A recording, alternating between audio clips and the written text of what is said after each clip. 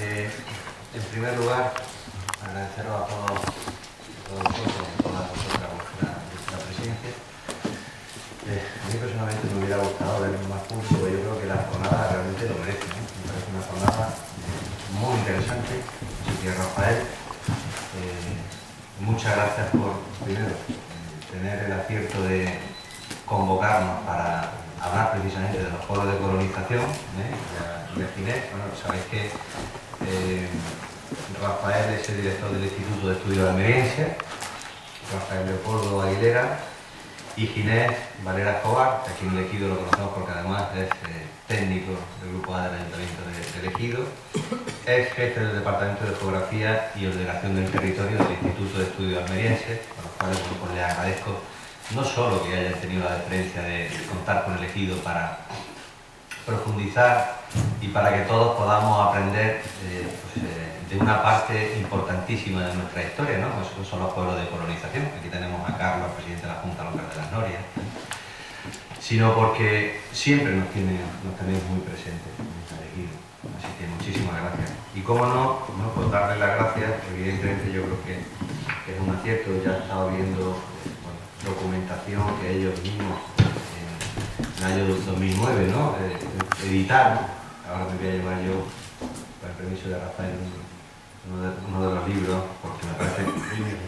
muy interesante. Y vamos a poder contar con Miguel Centella. Tenía por aquí el Soler. Después lo presentará Inés, ¿no? como es debido, que es arquitecto y doctor arquitecto y profesor de la Escuela Politécnica de Cartagena. Bueno, yo creo que ya un erudito no solo en los pueblos de colonización, sino también pues, una persona afamada por la cantidad de concursos públicos que ha ganado, la cantidad de edificios que ha podido materializar y demás. Un arquitecto de reconocido prestigio. También vamos a tener a Alfonso Ruiz, que nos va a hablar del punto de vista histórico del colono al empresario agrícola, es el título de su ponencia. Van a ser ponencias cortas, Miguel se va a extender un poquito más, luego van a ser ponencias muy cortas, por lo cual yo también voy a tratar de ser breve. Vamos a contar también con Pablo García Pellicer López, que es arquitecto de Almería Urban, que nos va a hablar de los edificios públicos y viviendas de los pueblos de colonización. Y también con José María Verdejo Lucas, que es doctor en Historia, jefe del Departamento de Historia del Instituto de Estudios Almerienses, cuya ponencia lleva por título Ingeniero del Instituto Nacional de Colonización y Colonos. Bueno, en definitiva, a mí, de luego, también como letrado y como técnico urbanista me parece una jornada apasionante, ¿no? Porque seguramente desconocemos gran parte de esa historia, de el porqué, de cuándo más o menos lo sabemos, aunque desde luego pues seguramente tendremos parte de ignorancia también en ese aspecto, el cómo, y desde luego de lo que sí somos, yo creo que más o menos conscientes, es de la importancia que tuvieron esos pueblos de colonización, ¿no? Pues fue una decisión política en un momento durante el franquismo. En ese jardín no me voy a adentrar, en ese charco no me voy a meter, pero bueno, yo creo que es una decisión en su momento que dio la posibilidad a muchas familias de poder desplazarse territorialmente y buscar pues, un futuro mejor. Evidentemente, desde el punto de vista urbanístico, pues salta a la vista que son núcleos de población muy bien ordenados. Claro, no es lo mismo partir de una trama urbana, como normalmente se parte a la hora de diseñar el crecimiento de una ciudad, que partir de la nada. Se puede ordenar, parece como hacían los romanos, ¿no? Cuando colonizaban, ¿no? Como hacían un trazado en cuadrícula, y es mucho más fácil. Y luego pues se ve, yo creo que de los núcleos mejor ordenados son los pueblos de colonización, no solo en el Ejido, sino seguramente en toda la provincia de Almería, con la puesta en marcha de infraestructuras hídricas, el aprovechamiento de ese recurso tan importante. Me decía antes Miguel que es pues la única provincia, Almería, donde se hace en estos pueblos de colonización con la entrega de tierras que son además de regadío, ¿no? Si a eso le unimos que pues, años después se empieza con la cultura del enarenado y que empiezan a ir adelante y a prosperar el cultivo bajo plástico, bajo abrigo, pues, de ahí hemos llegado hasta hoy. Dentro además de un contexto, estamos hablando de hace 60 años, donde pues, las circunstancias eran muy distintas, sociales, económicas, territoriales, en cuanto incluso a tecnología, medios de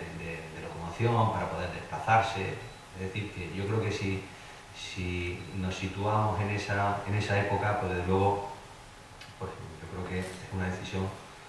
que habría que haber aplaudido, ¿no? Y hoy,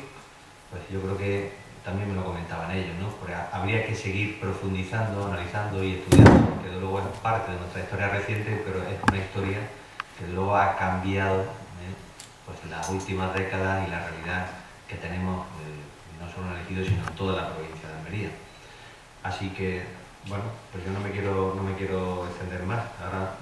cuando hagan uso de la palabra Rafael y Ginés, nos sentaremos ahí y aprenderemos pues, seguramente cosas tremendamente interesantes. Así que bienvenido al Ejido. Yo creo que tendremos la obligación de vernos alguna que otra vez, porque es importantísimo que en todo el municipio conozcamos esa parte tan importante de nuestra realidad, de nuestro pasado y luego pues, yo creo que un fenómeno que ha contribuido muchísimo, no solo desde el punto de vista urbanístico, territorial, sino desde el punto de vista agronómico, desde el punto de vista económico y desde el punto de vista sociológico en nuestro municipio. Aquí le doy la palabra a Rafael, es tuya. Muchísimas gracias, con la venia, ilustrísimo señor alcalde, presidente del Ayuntamiento de Ejido, dignísimos corporativos municipales que nos acompañan aquí también, la concejala del Ayuntamiento de Padures que se encuentra presente y, por supuesto, la felicitación a nuestra parlamentaria electa que no sé si mañana, ¿no? Mañana toma posesión pasado, los hay que tomar posesión de su acta como parlamentaria, como diputada en la mi autónoma de Andalucía, y a todos ustedes, las señoras y señores que hoy pues, me acompañan, sobre todo a los técnicos del Ayuntamiento de Ejido, que también su loable y plausible labor pues, tan posible siempre que seamos siempre junto con la máxima autoridad de este municipio, fuimos siempre padres, primero todos iguales, pues es siempre bien recibido y bien hallado. La verdad que, permítame 2 minutos de intervención, porque después de la salutación de este premio que nos acaba de hacer nuestro querido alcalde de esta ciudad, la verdad que poco debería yo decir y adentrarnos directamente ya en las materias que nos han traído aquí en este día tan caluroso y además tan emblemático, este 14 de abril, que siempre, bueno, en la historia siempre forma parte ya de la historiografía de España. Y además venía aquí donde trabajé y presté servicios profesionales allá por los años 80 en la administración de la Hacienda de Ejido. Pues la verdad que siempre es un honor venir aquí, aunque no existiera la autovía, y la verdad que estas cosas que ahora es mucho más cómodo. Por tanto, siempre también tiene uno una pequeña vena de cierta nostalgia, de cierta melancolía, pues hacia aquellos años que uno, inclusive allá por los años 70, 22, 70, porque mis padres teníamos aquí familia que habían venido de la zona de Taberna, Aguilera, yo soy de Aguilera y por tanto veníamos de la zona de Taberna y vinieron aquí, pues y veníamos, yo venía del recuerdo de en esa adolescencia venía aquí a visitarlos y después coincidí por temas estrictamente profesionales. Por tanto, evidentemente siempre, y digo esto porque tratar de que tenemos 2 departamentos, 2 convocatorias ahí en el instituto y una de ellas es de la que yo formo parte como miembro y he decidido pues, acompañarles a ustedes porque el tema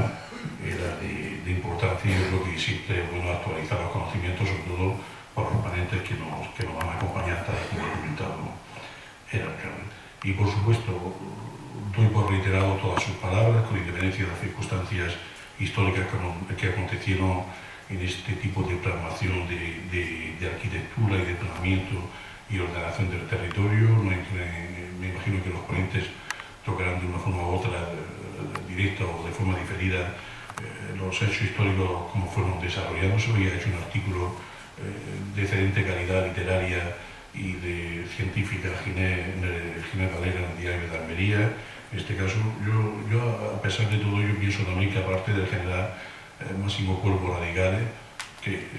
fue director general de prisiones, y esa es una etapa, fueron solamente 5 años, y hay muchas conclusiones. Yo creo que hay otra persona que evidentemente también debe tener el reconocimiento que es yo creo que ha sido el funcionario más longevo que hemos tenido en la administración pública en España, que es el general Miguel Márquez Vizcaíno, consejero del Consejo de Estado, y que fue sustituido con 28 años por la que fue vicepresidenta del gobierno, María Teresa Fernández de la Vega, que falleció el año pasado. Por tanto, ese otro almeriense junto con el general Máximo Cuervo. Y a su vez tenemos hoy aquí la suerte de tener a José María Verdejo, cuyo padre, don Guillermo Verdejo, en paz descanse, fue alcalde de Almería, y uno de los prohombres, que va a ser uno de los ponentes, y uno de los prohombres que también afirmo de forma rotunda y fehaciente, fueron de los personajes ilustres de aquella etapa, que hicieron mucho, sobre todo por los intereses generales sociales de la provincia de Almería. Por tanto, hoy tenemos una fuente directa aquí con ustedes, a José María Verdejo Lucas, que será entre los intervinientes, como he dicho, con Miguel Centellas, Alfonso Ruiz y Pablo García Pellicer. Yo nada más insistí muchísimo a que se sigan realizando este tipo de actividades, de actos, que a pesar del tema cuantitativo de los asistentes, yo creo que no es lo más importante, y creo que lo importante es lo que estamos aquí y lo que se genere después a nivel de medios de comunicación social. Desde el Colegio de Arquitectos creo que se está realizando una buena labor a través del Duco Momo, que se está reconociendo determinados edificios en la provincia de Almería, en la iglesia de Atochar, es una preciosidad. Yo creo que es de las zonas que quedan más, que se identifican y que quedan todavía más acordes con ese proyecto inicial. Y el último reconocimiento se hizo donde está actualmente el Mercadona, en la Plaza Barcelona, donde estaba la estación de autobuses. Se puso la última placa reconociendo ese edificio, evidentemente de una etapa que creo que aportó bastante a la arquitectura de una Almería bastante provinciana. Yo igualmente, igual que el alcalde, muchísimas gracias. Nuestra gratitud al alcalde, también por su gestión pública, lo digo de corazón. Yo creo que evidentemente en los últimos años se ha visto como el alcalde, junto con su equipo de colaboradores, de cooperadores, en el ámbito institucional y en el ámbito técnico, pues han seguido animándolo con pasión, y esta ciudad ha recobrado pues el sitio y el lugar y la prestancia y el saber estar que a buen seguro tenía de antes, y que por diversas circunstancias había entrado en una espiral un poco algo complicada y algo compleja. Por tanto, le felicito, espero y deseo que tenga unos 4 años siguientes, no sé si se presenta, pero vamos, en este caso que sea de lo mejor, y porque a buen seguro redundará satisfactoriamente y positivamente en los intereses generales de toda la ciudadanía de este, para mí, bello municipio, con un encanto también especial, a pesar de la singularidad y diferente a otros pueblos, a otras ciudades. Por tanto, muchísimas gracias. Mi gratitud enorme, sobre todo estamos en el caso de la legislatura, no sabemos lo que podrá acontecer en un futuro inmediato, pero bueno, agradecerle sobre todo la condescendencia como alcalde de esta ciudad, y a los concejales que hayan podido, y pedir disculpas a nivel público si desde el Instituto, desde el Centro de Estudios, no hemos podido servir o atender todas aquellas cuestiones que hubiéramos querido, y no haber estado a veces a la altura de las exigencias científicas o divulgativas que elegido como bastión importante de la provincia de Almería hubieran podido hacer. Nada más. Muchas gracias por tus palabras, por esas cariñosas palabras, y como decía al principio, desde luego no es esa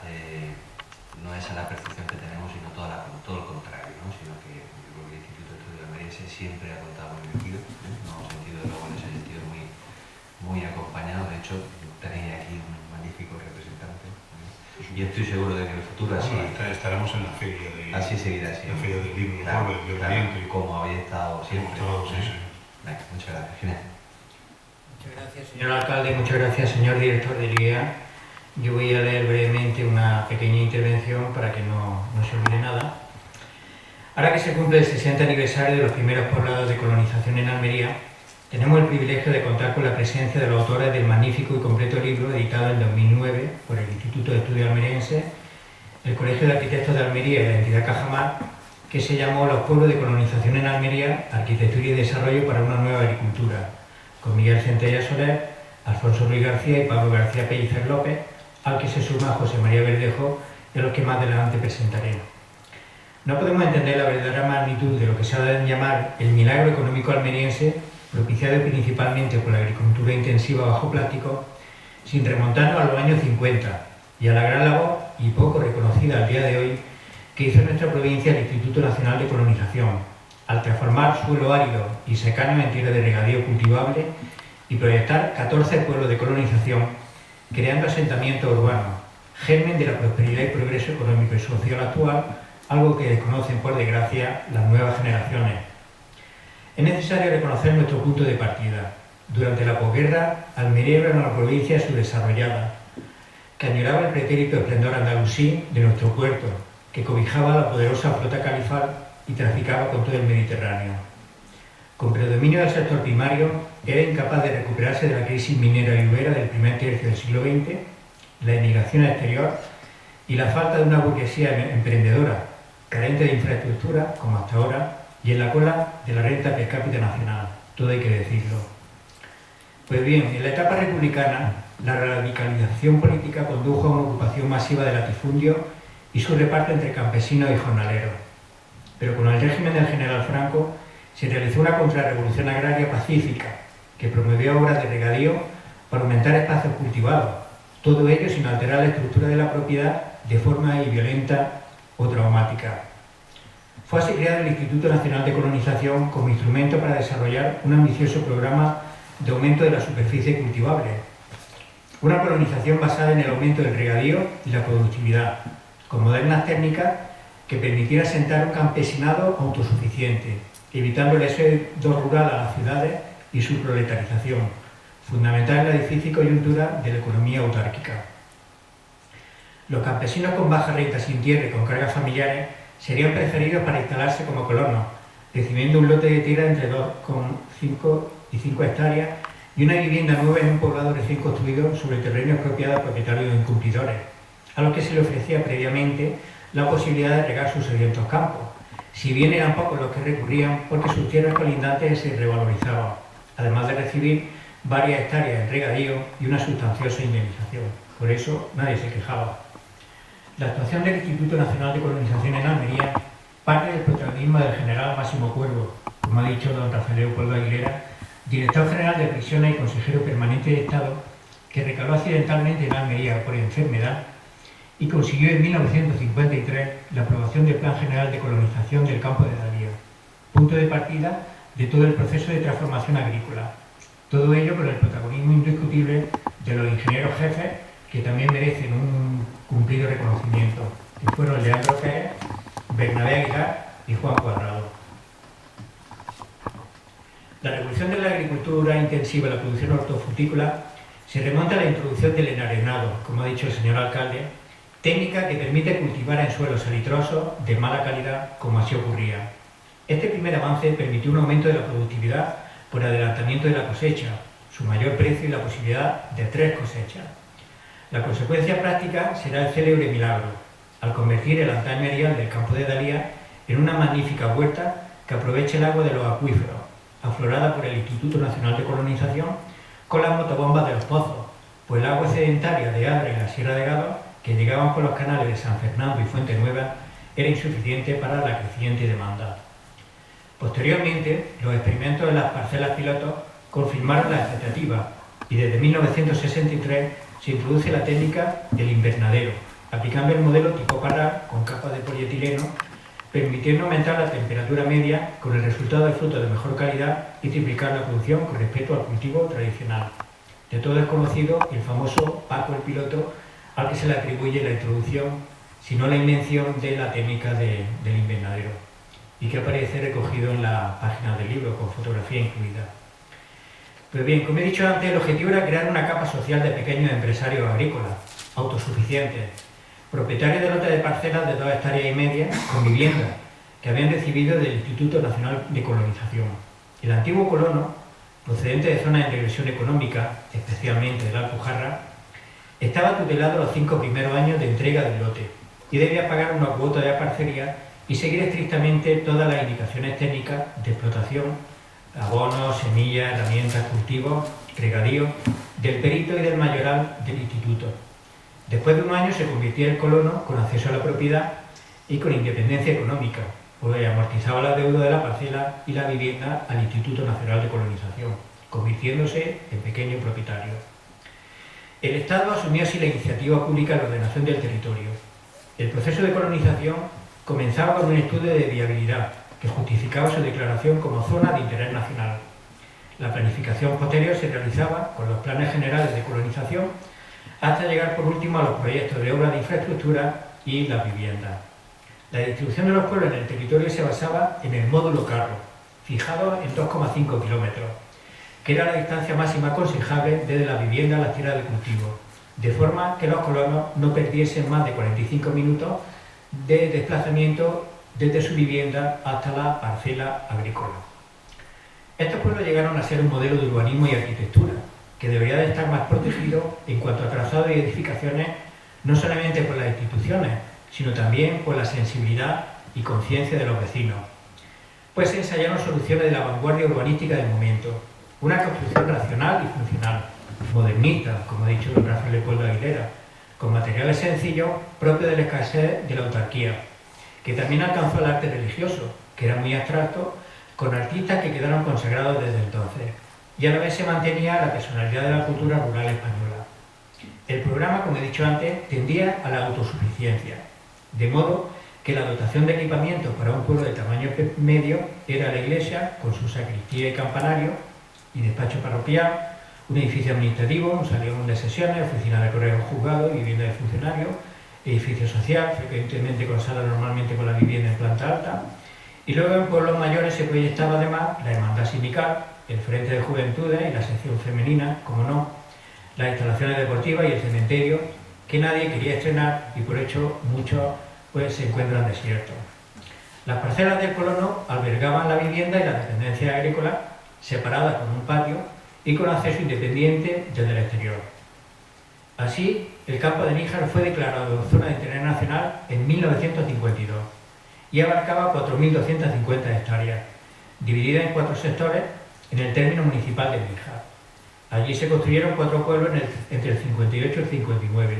proyectados por los arquitectos José Luis Fernández de Lamos, José García Nieto Gascón y Agustín Delgado de Robles, con un total de 237 viviendas que fueron Campo Hermoso, Puezo Blanco, San Isidro y Atochares, que hay una prevista una visita guiada, pues como han dicho, es uno de los poblados de colonización que se conserva más intacto, que no ha sufrido grandes transformaciones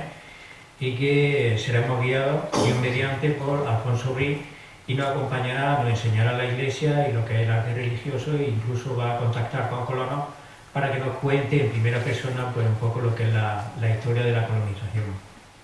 En el campo de Dalías, que es el que nos afecta aquí más directamente, fue declarado zona de interés nacional en el 41. Aquí se delimitaron 30.347 hectáreas divididas en 6 sectores. De hecho, el sexto sector, que era de Valerma, nunca dio la luz. El primer plan general de colonización se aprobó en el 53, como se ha dicho, con la ampliación de Roquetas de Mar y el Parador. Posteriormente se construyó el resto de los pueblos con un total de 792 viviendas y entre el 54 y el 58 se proyectan por los arquitectos José García Nieto Gascón, Manuel Jiménez Barea, José Luis Fernández de Lamos, Jesús Ayuso Tejerizo y Francisco Langle Granado, hijo del célebre Guillermo Langle, la ampliación de Roqueta de Mar, el Parador, como se ha dicho, Las Norias, que hoy cuenta con 8.851 empadronados, Campo Nuevo del Caudillo, que así es como se bautizó La Mojonera, La Marina, la Puebla de Vica, San Agustín, que hoy tiene 2.887 vecinos, y el Solanillo. Y por último, la zona de Huercaluera fue declarada zona de interés nacional en el 61, con una extensión menor, pues fueron 3.200 hectáreas, y se proyectaron por el arquitecto Jesús Ayuso Tejerizo y construido en el 64 únicamente 2 pueblos, con 93 viviendas, pero más pequeños, que fue San Isidro y San Francisco. Profesor Centella, cuando quiera, estamos deseando escucharte.